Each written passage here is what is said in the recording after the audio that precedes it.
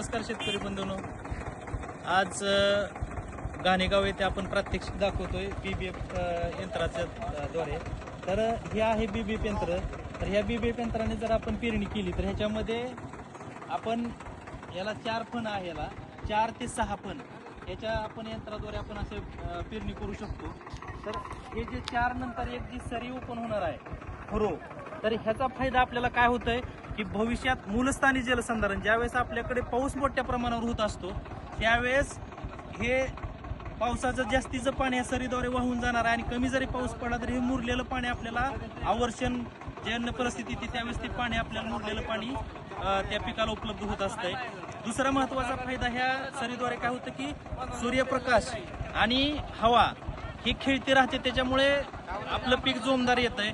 तिसरा महत्त्वाचा फायदा आपल्याला ज्यावेळेस पाऊस पडत नाही, पावसाचा खंड पडतो, त्यावेळेस ह्या सरीद्वारे आपल्याला तुषार सिंचन संच टाकता येतो। त्याच्यानंतर तुषार सिंचन संच टाकता येतो किंवा आपल्याला पाटाने जरी पाणी द्यायचं म्हटलं तर ह्याच्याद्वारे देता येतं।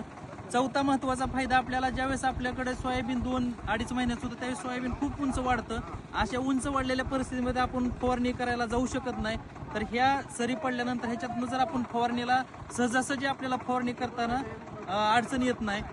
आणि महत्त्वाचा ह्याचा फायदा आहे की याला जे बियाणं लागतंय हे बियाणं रेग्युलर पारंपरिक पद्धतीमध्ये आपल्याला 30 किलो बियाणं लागतं, ह्या पद्धतीमध्ये आपल्याला 18 ते 20 जास्तीत जास्त 22 किलो बियाणं लागतंय, म्हणजे आपल्याला 8 ते 10 किलो बियाणामध्ये बचत होते।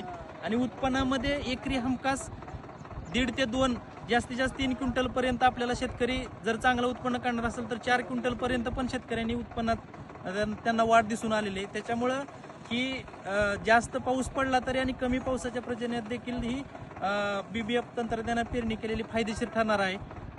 धन्यवाद।